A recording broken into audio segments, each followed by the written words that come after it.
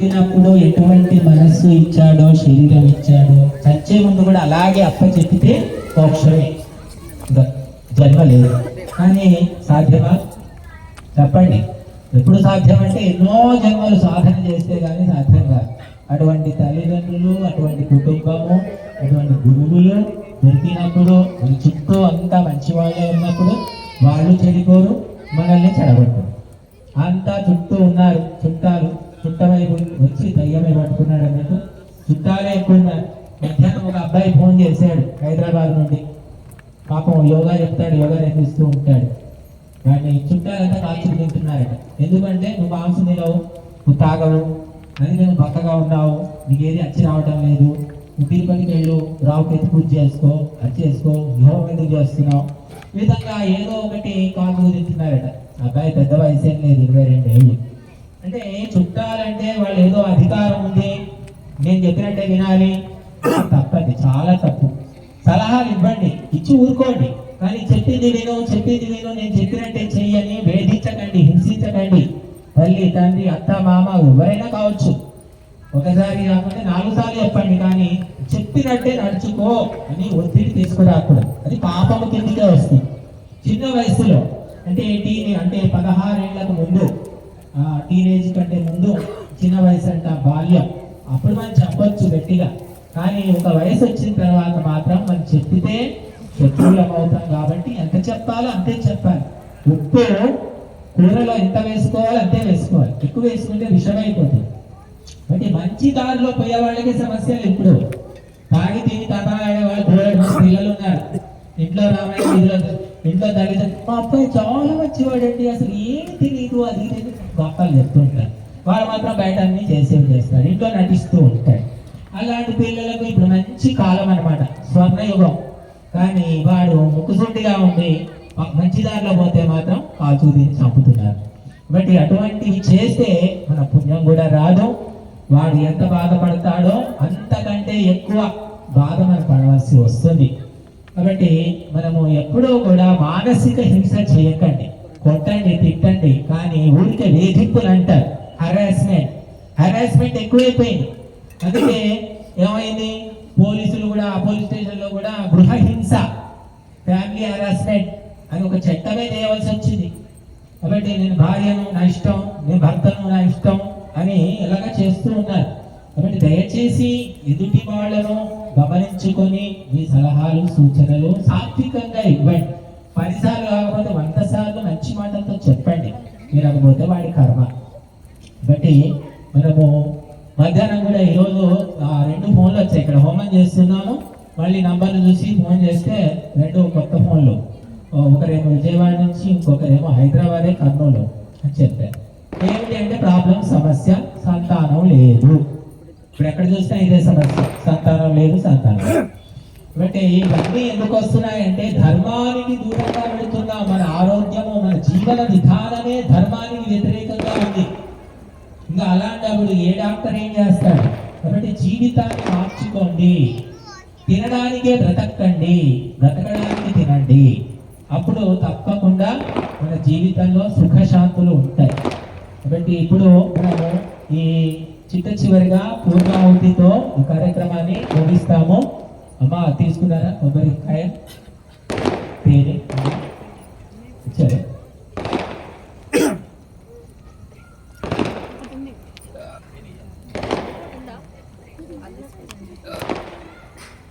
తేనె దేవతల ఆహారం అంటారు. దేవతల ఆహారం ఎక్కడుంటుందంటే చిటారు కొమ్మలో, చెట్టు మీద ఉంటారు. ఆ తేనె సంపాదించాలంటే ఆ తేనె తీగలు కాల్చి తినాలి, అప్పుడే దొరుకుతుంది. ఎందుకంటే దేవతల ఆహారం పైన ఆకాశంలో, అంతరిక్షంలో ఉంటుంది. అటువంటి ఆ తేనె తీసుకొచ్చి ఇక్కడ శిశిర ఋతువు, హేమంత ఋతువులో మనము ఈ తేనెను సమర్పించవచ్చని శాస్త్రాలు జరుగుతున్నాయి. ఎప్పుడు పడితే అప్పుడు వేయకూడదు. కాబట్టి ఈ తేనె ఆహుతితోటి మధురమే నిక్రమణం, మధురమే పరవణం. కాబట్టి ఈ మధురమైన ఈ ఆహుతితో దేవతలకు వీటితో చెప్తామన్నమాట.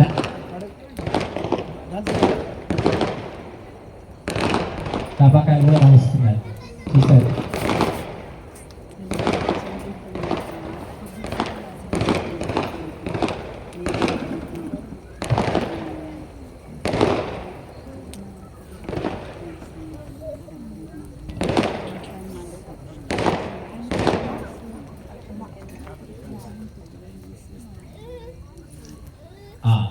నిల్చోడమ్మా.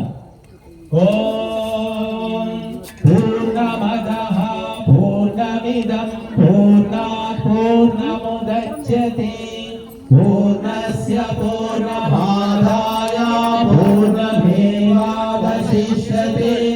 స్వాహా. ఇది ఇప్పుడు వ్రత మంత్రాలు పొద్దున చెప్పుకుందాం. వ్రత సమాప్తి మంత్రం చెప్పండి, చెప్పి ఆహుతి ఒకటి సమర్పిస్తారు. ఓం అగ్నే చెప్పండి. వ్రతపతే వ్రతం ఆచారిషం తదశకం తన్నేరాధి ఇదమహం య ఏవాస్మి సోస్మి స్వాహా. ఇది వ్రత సమాప్తి మంత్రము. ఇప్పుడు 3 ఆహుతులతో యజ్ఞాన్ని పూర్తి చేస్తాము. నెయ్యి 3 సార్లు, సామాగ్రి 3 సార్లు.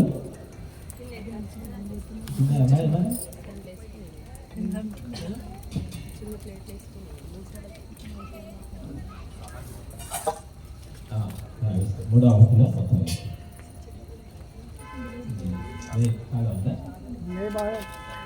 మరి ఎక్కువ వస్తే కాలు వస్తున్నాయి. 3 ఆహుతులు ఉంటే ధరించండి. తర్వాత సమర్పిద్దాం. ఓం సర్వం వై పూర్ణం స్వాహా. ఓం సర్వం వై పూర్ణం స్వాహా. ఓం సర్వం వై పూర్ణం స్వాహా. 140 కేజీల నెయ్యి మనం సమర్పించాము. అందులో 20 కేజీలు మధుర పదార్థాలు చేయడానికి ఉపయోగించాం. మళ్ళీ సామాగ్రి 50 కేజీలు, మూలికలు 70 కేజీలు మేము అనుకుంటాను. మళ్ళీ అరటిపళ్ళు 20 డజన్లు అరటిపళ్ళు, తేనె 10 లీటర్లు, పాలు 5, పొద్దున 5, ఇప్పుడు 5, 10 లీటర్లు, 10 లీటర్లు ఆవు పాలు. ఇంకా మనం ఎన్నో సమర్పించాం. ఎండు కొబ్బరి 10 కేజీలు. ఇవన్నీ కూడా ఒక రూపంలో ఉన్న శక్తి మరొక రూపంలో మారుతుంది తప్ప శక్తికి నాశనము లేదు అనే సైన్స్ లో ఒక సూత్రం ఉంది. శక్తి నిత్యత్వ సూత్రం అంటారు, ఇంగ్లీష్ లో ఏమంటారు మరి, చిన్నప్పుడు చదువుకున్నాం సైన్స్ లో. కాబట్టి ఘన రూపము నుండి ద్రవ రూపానికి, ద్రవ రూపం నుంచి వాయు రూపానికి మారుతుంది తప్ప పదార్థానికి నాశనము లేదు అని మనం తెలుసుకోవాలి. నాసతో విద్యతే భావో నాభావో విద్యతే సతః ఉభయోరపి దృష్టోంతః అనయోః తత్వదర్శిభిః అని గీతలో కూడా ఇదే విషయం చెప్పారు. ఇప్పుడు మనం సామాగ్రి సేనము మొత్తం సమర్పించింది. ఆవు పాలు 8 లీటర్లు అందరికి ఇవ్వండి. చేసి అవశేషం కృతం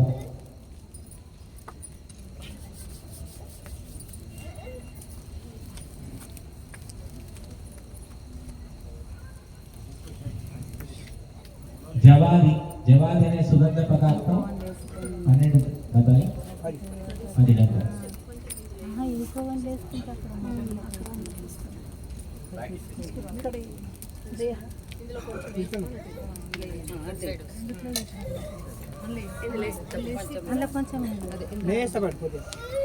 సరిపోతుంది సార్.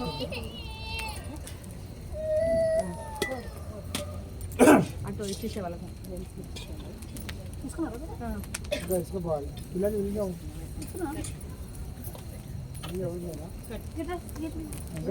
పట్టుకోపోయి అటు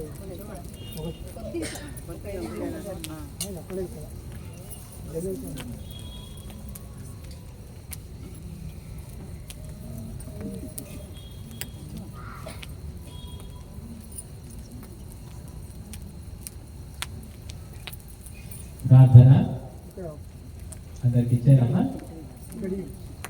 ప్రార్థన అంటే ప్రేయర్. మేము మీ ఇంటికి వస్తాము, మీ ఇంట్లో ప్రార్థనలు చేస్తాము, మీ రోగాలు తగ్గిస్తాము, మీ దరిద్రం పోగొడతామని ఒక బ్యాచ్ ఉంది. వాళ్ళు వచ్చి గోల చేస్తూ ఉంటారు. కానీ ఎవ్వరు వచ్చి ఏమి చేయాల్సిన పని లేదమ్మా. ప్రతిరోజు మీరు గాయత్రి మంత్రము కానీ మృత్యుంజయ మంత్రం కానీ ఏ మంత్రం రాకపోతే ఓం నమః శివాయ అనుకున్నా పర్లేదు, లేకుంటే ఓం అనుకున్నా పర్లేదు. అన్ని రోగాలు పోతాయి, అన్ని సమస్యలు పోతాయి. ఏకాగ్ర చిత్తంతో శ్రద్ధాసక్తులతో ఓం ఓం ఓం ఇలా కాదు, ఓం ఓం ఇలాగా ఒక శాస్త్ర ప్రకారంగా మనం స్మరించుకుంటే అనేక సమస్యలు తీరుతాయి, ప్రార్థనతో కూడా తగ్గుతాయని మనకు శాస్త్రాలు చెప్తున్నాయి. కాబట్టి ఎవరో వచ్చి ఏదో చేస్తారని చాలా మంది మత మార్పిడికి లోనైపోతూ ఉన్నారు.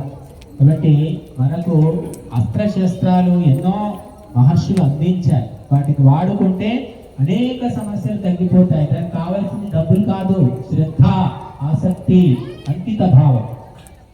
ఓం తేజోసి తేజోమయి దేహి, ఓం వీర్యమసి వీర్యం మయి దేహి, ఓం బలమసి బలం మయి దేహి, ఓం ఓజోస్యోజో మయి దేహి, ఓం మన్యురసి మన్యుం మయి దేహి, ఓం సహోసి సహో మయి దేహి, ఓం తనోవాగ్నేసి తన్వం మే పాహి, ఓం ఆయుర్దాగ్నేసి ఆయుర్మే దేహి, ఓం వర్షోదాగ్నేసి వర్షో మే దేహి, ఓం ఆగ్నేయన్మే తన్మా భూతం తన్మా ఆప్రణ.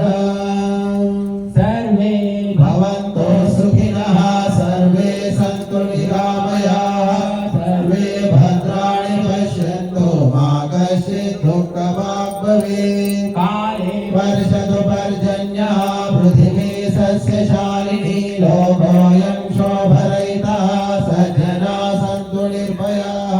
స్వస్తి ప్రజాభ్యः పరిపాలయంతాం న్యాయేన మార్గేణ మహీమహీషాः. గోబ్రాహ్మణేభ్యः శుభమస్తు నిత్యం, లోకాः సమస్తాः సుఖినో భవంతు. బ్రాహ్మణో బ్రహ్మవర్చసి జాయతాం, మహారాష్ట్రే రాజన్యశూరైషవ్యో అతివ్యాధిమారథో జాయతాం. గోగ్రీభేర్ణోఢారణ్వానాశో సప్తిః పురంధేయోషాధిష్ణోరతిష్ఠాః. సభేయో యువాసే జవానస్య వీరో జాయతాం. నికామే నికామేన పర్జన్యో వర్షతు, ఫలవత్యో నమోషధయా పశ్చంతాం, యోగక్షేమో నః కల్పతాం. ఓం శాంతి శాంతి శాంతి.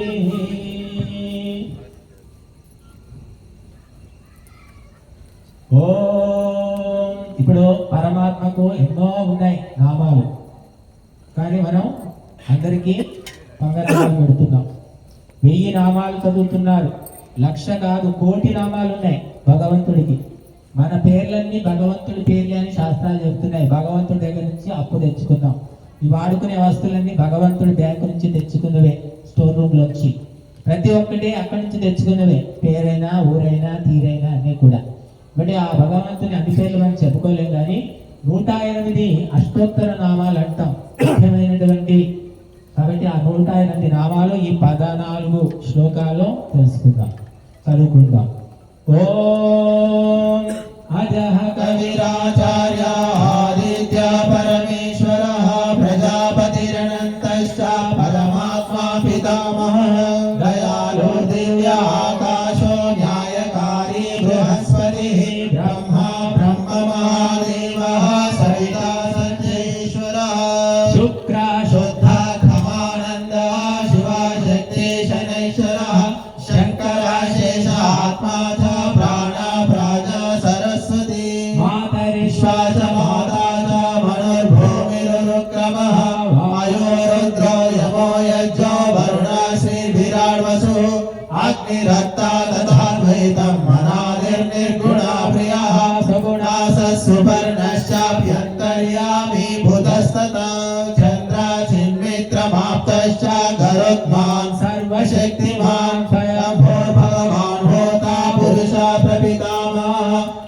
अक्षरस्तैजसो बन्धुः देवादेवी निरञ्जना नित्यो नारायण सूर्यः विश्वम्भरः पिता कालाग्निरन्नादः इन्द्र गणपतिर्गुरुः अन्नं ज्ञानं जलं राहुः कूटस्थ पृथिवीश्वर सर्वपूर्वो जगत्कर्ता मुक्ता लक्ष्मी च मङ्गलं रुद्रो हिरण्यगर्भोऽयं कुबेराकेतुरर्यमा अचिन्त्यो धर्मराजश्च निराकारस्तथैव च विश्वेश्वरश्चैव नित्यतेयं जगत्प्रभुः प्रोक्तमे तत्प्रभो नामाष्टोत्तरशतं पुनः कीर्तयन् स्मरणं कुर्वन् नेभिर्ध्यायन् सदैव च भगवन्तं जगन्मूर्तिं भक्तिमुक्तिप्रदं प्रभुं मनःशुद्धिमवाप्नोति लभते च परं पदम् ॐ शान्तिः शान्तिः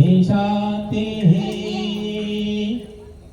ఈ హోమము ఎంతో పవిత్రము ఈ కర్మయు లోకంలో శ్రేష్టం కదా ఈ హోమము ఎంతో పవిత్రము ఈ కర్మయ లోకంలో శ్రేష్టం కదా ఆయువు పెరుగును ఆరోగ్యము కలుగు ఆయువు పెరుగును ఆరోగ్యము కలుగు సర్వ జగతికి మేలును చేసడి దివ్య భవ్యాకృతిది ఈ హోమము ఎంతో పవిత్రము ఈ కర్మయ లోకంలో శ్రేష్టం కదా ఈ కర్మయ లోకంలో శ్రేష్టం కదా మహర్షులు మునీషులు తెలిపిరి మొదటగా హోమమే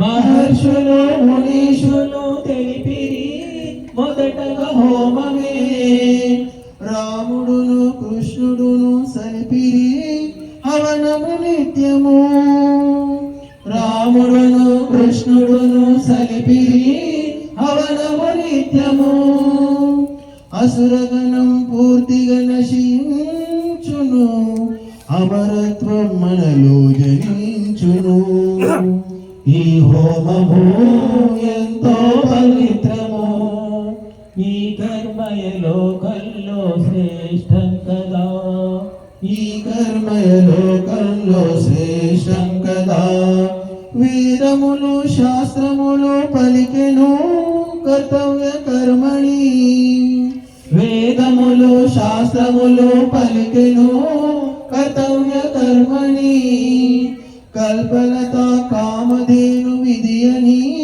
గీతయు తెలుపెను కల్పలత కామధేను విధి అని గీతయు తెలిపెను రోగ క్రిములు వెంటనే మరణించును భోగవాసనంతయు విడిపోను ఈ హోమము ఎంతో పవిత్రము ఈ కర్మయ లోకంలో శ్రేష్టం కదా ఈ కర్మయ లోకంలో శ్రేష్టం కదా కరువులు ఉపద్రవాలు తొలగును సతతము హరితమే వర్షములే సకాలాన కురియును అమృతధారలై కరువులు ఉపద్రవాలు తొలగును సతతము హరితమే వర్షములే సకాలాన కురియును అమృతధారలై త్యాగ గుణం మనలో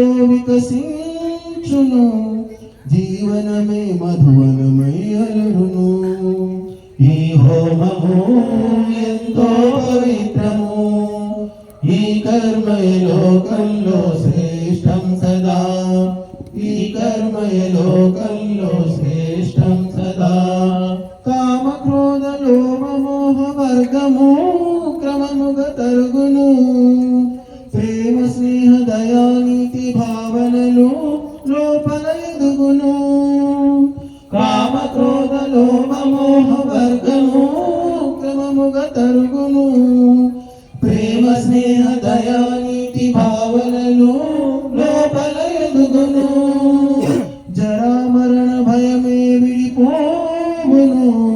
విశ్వమంత శాంతి విలసిల్లును. ఈ హోమము ఎంతో పవిత్రము, ఈ కర్మయ లోకంలో శ్రేష్టం కదా, ఈ కర్మయ లోకంలో శ్రేష్టం కదా.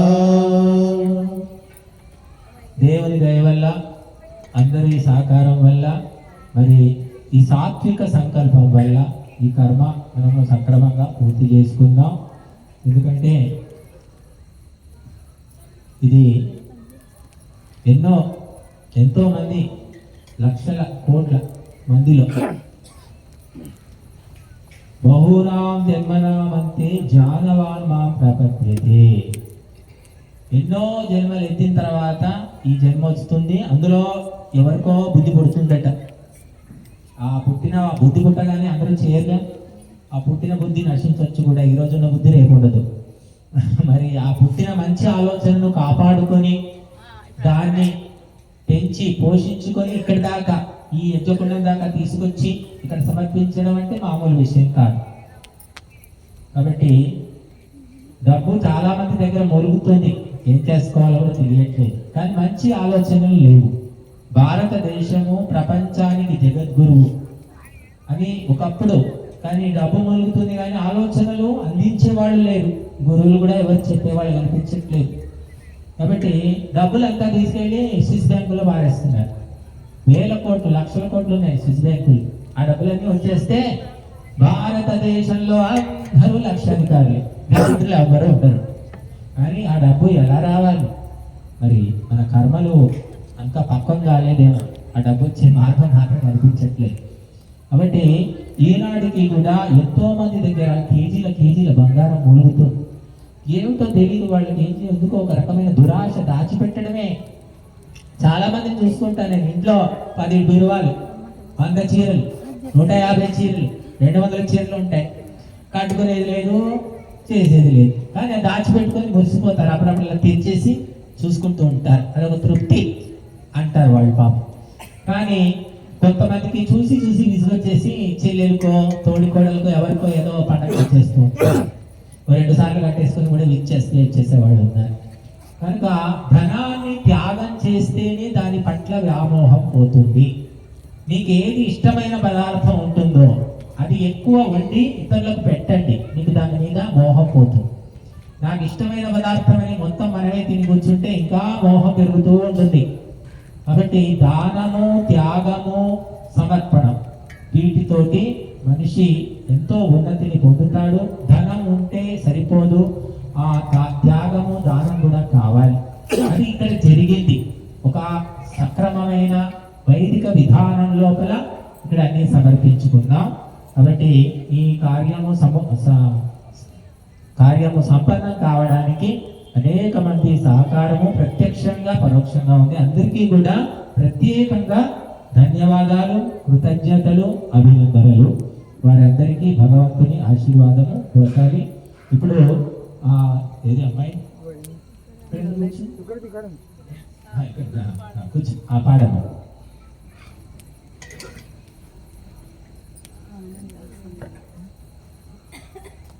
ఏమని చెప్పనురా, ఎవరని చెప్పనురా, ఈశ్వరుడు అంటే ఇతడేనురా. ఏమని చెప్పనురా, ఎవరని చెప్పనురా, ఈశ్వరుడు అంటే ఇతడేనురా. జగతిని సృజించు, పాలన వహించు, ఆపైన దాన్ని ఉపసంహరించు. జగతిని సృజించు, పాలన వహించు, ఆపైన దాన్ని ఉపసంహరించు.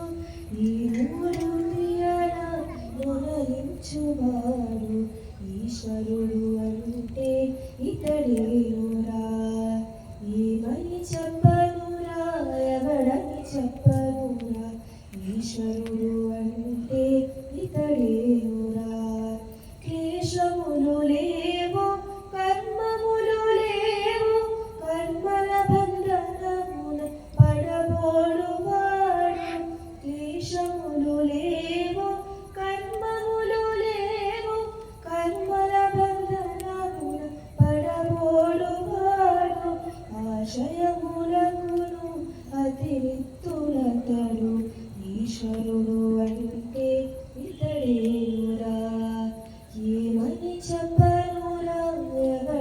చెప్పనురా ఈశ్వరుడు అంటే ఇతడేనురా జన్మించడెప్పుడు మరణించడెప్పుడు రసనాడు లేని శరీరుడతడు జన్మించడెప్పుడు మరణించడెప్పుడు రసనాడు లేని శరీరుడతడు సంసారమును పడి సకమతముకాడు ఈశ్వరుడు అంటే ఇతడేనురా ఏమని చెప్పనురా ఎవడని చెప్పనురా ఈశ్వరుడు అంటే ఇతడేనురా కదల కంటిని కదలించువాడు దూరమున గలడు దాపునను గలడు కదల కంటిని కదలించువాడు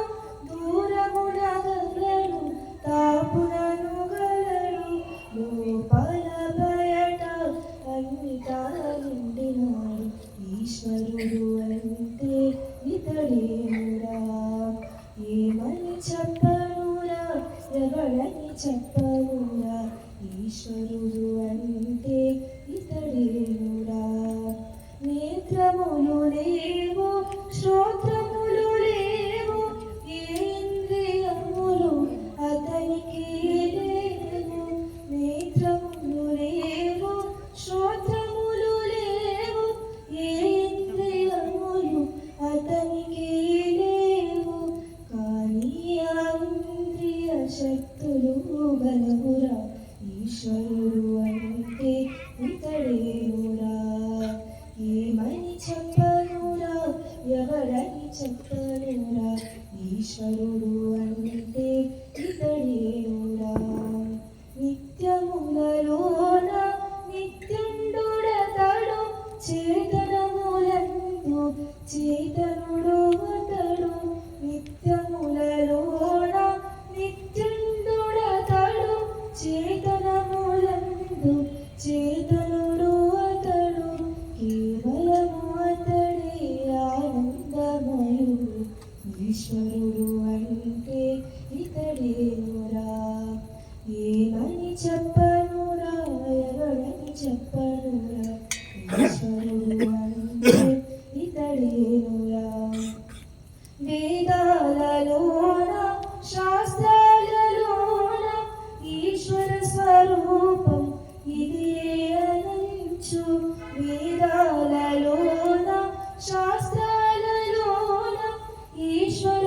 స్వరూపం ఇది అనంచు రోదింది ప్రణవుని వేదాల వీణ ఈశ్వరుడు అంటే ఇతడేనురా ఏమని చెప్పనురా ఎవడని చెప్పనురా ఈశ్వరుడు అంటే ఇతడేనురా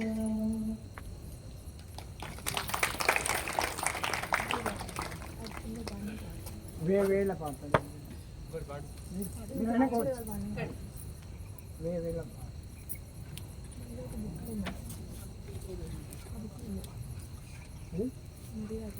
ఇప్పుడు మన సుకృతి పాడిందంటే ఆ పాట కనుక వాళ్ళ తాతయ్య యొక్క ప్రేరణ ఉంది.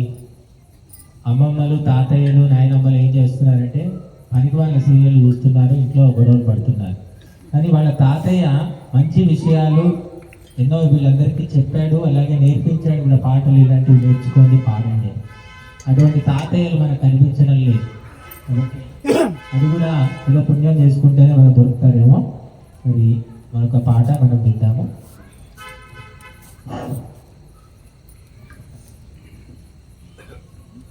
వేవేల నామములే సదా నూరార పిలిచెదము వేవేల నామములే సదా నూరార పిలిచెదము నీ నిజ నామమోకారం నీ నిజ నామమోకారం అదే మనసునకాధారం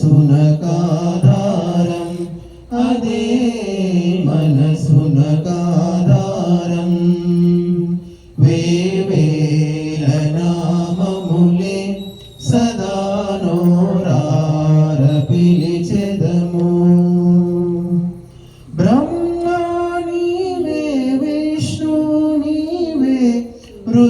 శివుడు ఆదివదేవుడు నీవే బ్రహ్మా నీవే విష్ణువు నీవే రుద్రుడు శివుడు ఆదివదేవుడు నీవే దుర్గా నీవే లక్ష్మివి నీవే శక్తియు శృతియు ఆవేద వేద్యుడు నీవే దుర్గా నీవే లక్ష్మివి నీవే శక్తియు శృతియు ఆవేద వేద్యుడు నీవే నీ స్మరణం శక్తిప్రదం నీ స్మరణం శక్తిప్రదం అదే మా మనసున కాలాదం వేవేల నామములే సదా నోరార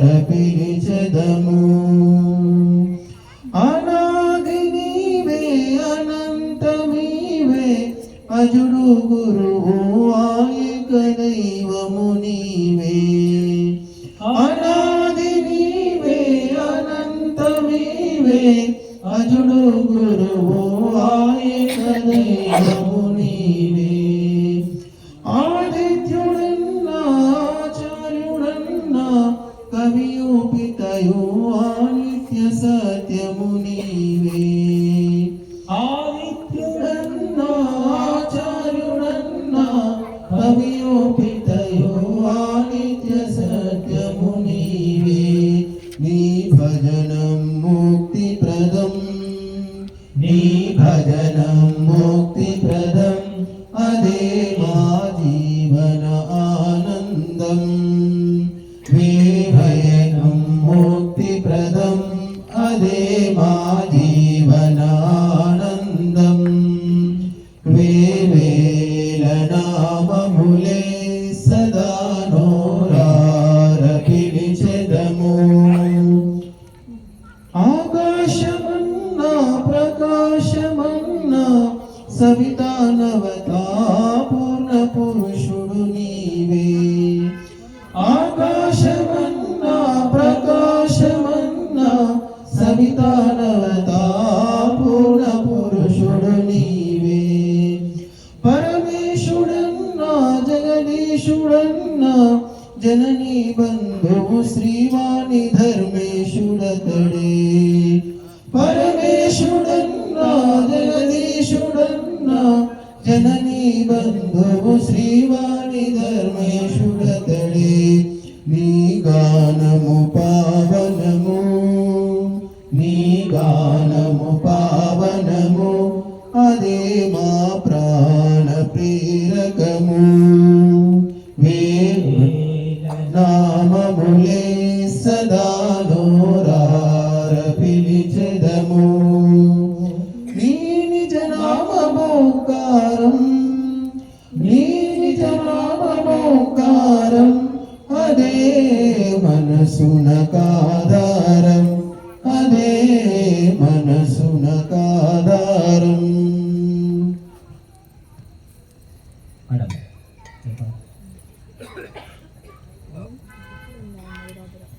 ఆచార్య మర్యాద మనకు మరి రాదురా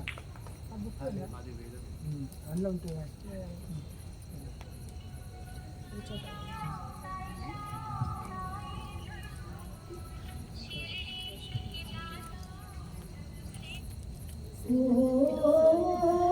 ఈ చోట నేనేమి చేసినా నీ పాటని పాడేదా నీ వీటి గుణములే చాటేదా ఓ ఈ చోట నేనేమి చేసినా నీ పాటని పాడేదా నీ వీటి గుణములే చాటేదా నిన్ను మించినదేదైన కలదా నిఖిలాధిపతి నీవేగబలదా నిన్ను మించినదేదైన కలదా నిఖిలాధిపతి నీవేగబలదా లేదు నామదిలో ఎట్టి బెడదా లేదు నామదిలో ఎట్టి